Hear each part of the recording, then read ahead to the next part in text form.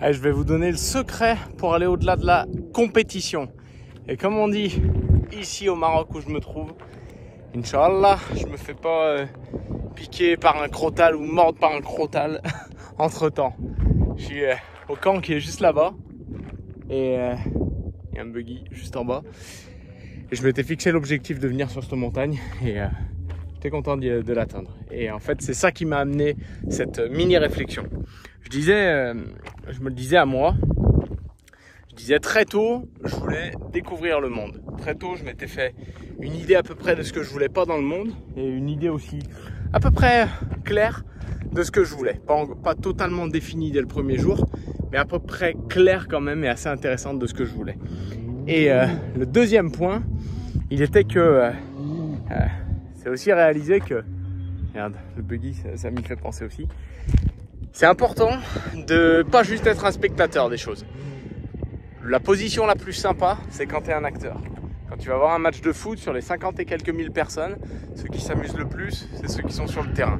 C'est là qu'il y a vraiment du kiff, c'est là qu'il y a vraiment des choses qui se passent. C'est en étant un joueur, non pas un spectateur uniquement. Et par rapport à sa vie, il faut avoir cette approche-là. Selon moi, c'est ça qui est essentiel dans ta vie, c'est qu'il faut avoir une approche qui ressemble à ça. Et comment aller au-delà de la compétition? Je vais vous révéler ce qui est selon moi important. Je vais prendre divers exemples, par exemple la course à pied, par exemple le business ou quoi que ce soit. Si tu te cales en compétition uniquement, bien sûr que tu vas être amené à avoir de la compétition, bien sûr que tu vas être amené à te comparer avec des gens, tout ce que tu veux. Mais la réalité, c'est que si tu te fixes uniquement sur de la compétition, moi j'ai toujours eu cette approche. On est allé faire une course une fois avec un de mes amis, une vraie course quoi. Enfin, c'est pas une course de barjot, mais c'était une vraie course quand même, avec des dossards, etc. Et mon pote, il a voulu se caler sur le rythme des mecs qui étaient un peu devant. Et il s'avère que moi, je suis peut-être trop conservateur, peu importe, mais je connais à peu près mon rythme et j'ai suivi mon rythme dès le début.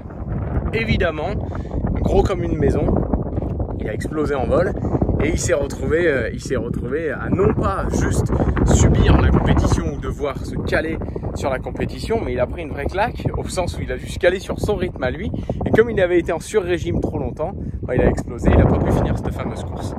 Dans le business, c'est la même chose. On a des gens des fois qui vont démarrer et surtout essayer de tenir trop longtemps à un rythme qui n'est pas le leur.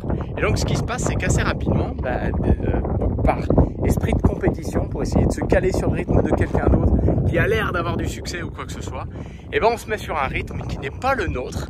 Et la seule chose qui se passe de certain quand on est sur un rythme qui n'est pas le nôtre, c'est qu'on explose en vol.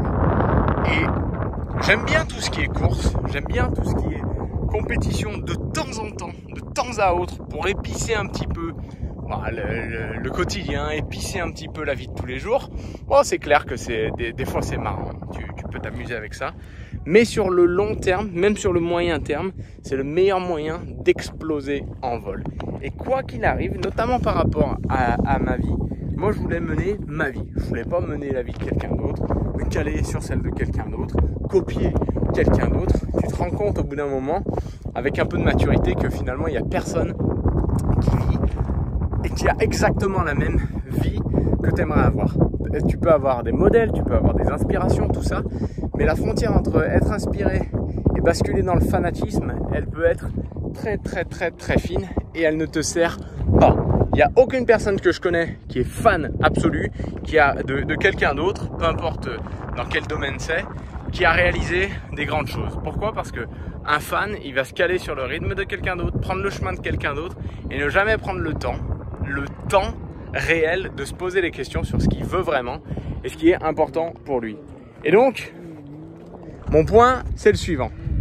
Mon point, c'est que si tu veux surpasser tout type de compétition et ne jamais avoir à réajuster constamment, etc.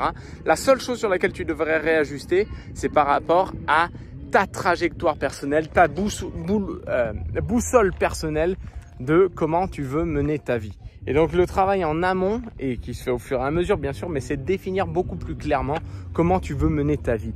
Et pas juste de se dire, il y a des gens qui font ce que j'aime, je vais faire exactement pareil parce que ça leur amènera le résultat qu'ils voulaient eux, mais ce sera peut-être pas le résultat que tu voulais toi. Et tu dois, en faisant preuve de maturité au fur et à mesure, apprendre à définir plus précisément comment tu veux vivre. Donc maintenant, une chose que je fais rarement, en termes de sport par exemple, c'est des courses à pied, c'est des compétitions.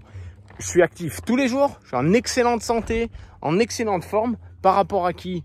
Par rapport à moi d'avant. Et ça, c'est le meilleur comparatif. Mais jamais, jamais, jamais, jamais, ou rarement, je vais me stresser à essayer de me foutre sur le rythme de quelqu'un d'autre qui n'est pas le mien. Et donc, une compétition, c'est génial, mais je m'en fous. La réalité, c'est que je m'en fous. Ce que j'essaye de faire, et ce que j'essaye de vraiment faire, et c'est vrai que là-dessus, la compétition, elle peut t'aider, c'est indéniable, mais pas trop souvent selon moi, c'est de réussir à trouver son rythme à soi et devenir meilleur que la veille. Et dans le business, si tu veux être ultra performant sur le long terme, pour moi, il faut que tu trouves ton sweet spot, c'est-à-dire le spot, l'inclinaison naturelle que tu as et l'accélérer. Pas juste faire comme quelqu'un d'autre, suivre quelqu'un d'autre aveuglément ou comme un fan. Personnellement, ça m'a jamais intéressé, ça m'aurait pas réussi du tout d'essayer d'être comme quelqu'un d'autre, d'essayer de fanatiser sur quelqu'un d'autre ou quoi que ce soit. Le mieux, c'est de trouver ta voie, qui t'es, et ton éducation, ton passé, ta génétique, tes expériences et le futur que tu veux, tout ça, et aussi ton niveau d'énergie, plein de choses, ça modèle un truc unique. Et c'est ce truc unique que tu dois suivre à l'instinct au bout d'un moment où tu as retrouvé cette expérience-là. Bref, voilà comment surpasser pour moi la compétition. C'est se caler sur soi, sur son rythme à soi et juste se comparer avec soi d'hier tout en étant indulgent et en comprenant que tu peux pas être tous les jours meilleur, tu peux pas être tous les jours extraordinaire parce que par nature, si tu es extraordinaire tous les jours, c'est que tu n'es pas extraordinaire. Parce qu'un rythme extraordinaire, quelque chose d'extraordinaire, comme son nom l'indique et par définition, tu peux le faire que de temps en temps. Sinon, c'est que c'était pas extraordinaire et que c'était ton niveau de base ou alors que tu es en train de te brûler les ailes. Donc, passez une belle journée. Moi, je vais retourner à mon camp où il y a les filles, Lisa et ma mère qui nous attendent. Ah, je voulais pas faire les choses à moitié et ne pas être complet. Donc il me manquait de la réflexion, il me manquait des informations importantes et faut aller au bout des choses.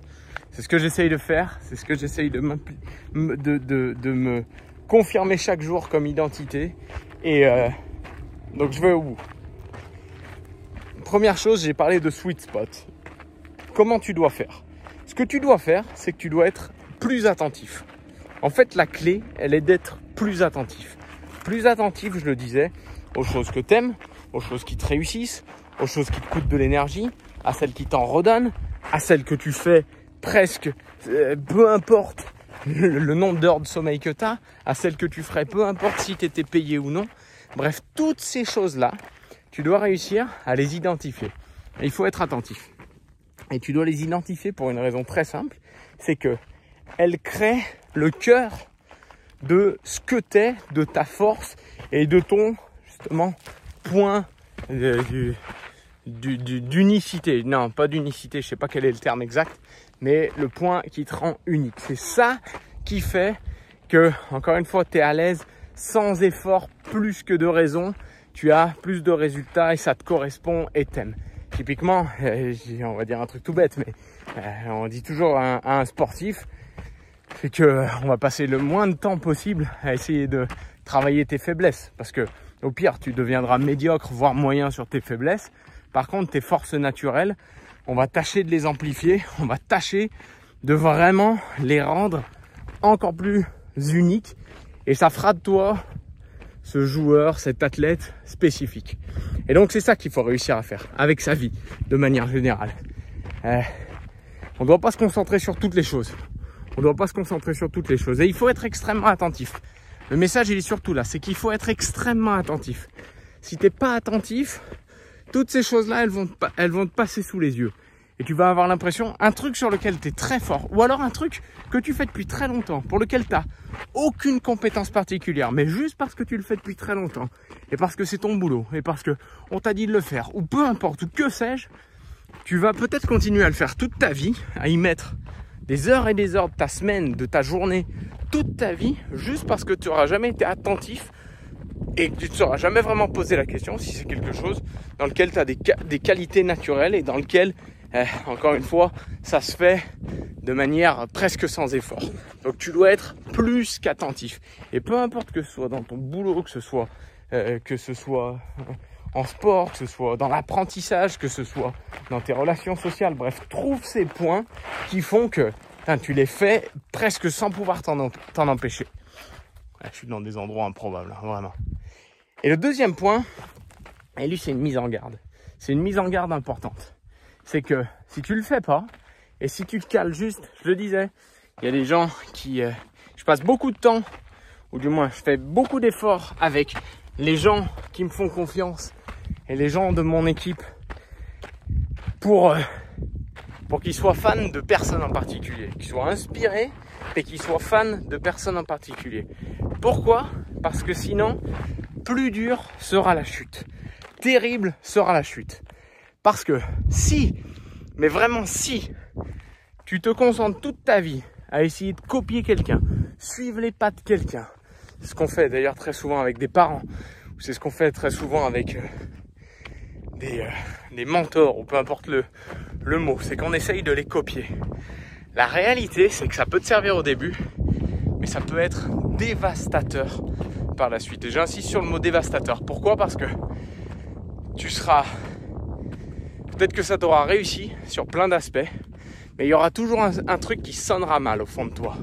Il y aura toujours un truc où tu te diras... Il y aura une crise d'identité. Et ça, ce que ça va faire, c'est que le levier, il est de plus en plus grand, dans le sens où si tu as de la réussite basée sur des fondations qui sont pas toi, qui sont pas ta personnalité, qui te contrarient jour après jour, plus dur sera la chute. Parce que la crise d'identité, elle viendra à un moment. La crise où tu te diras, putain mais oh, j'ai fait tout ça, mais est-ce que c'était bien moi? Ou est-ce que j'étais pas la copie de quelqu'un ou de quelque chose ou de je ne sais quoi?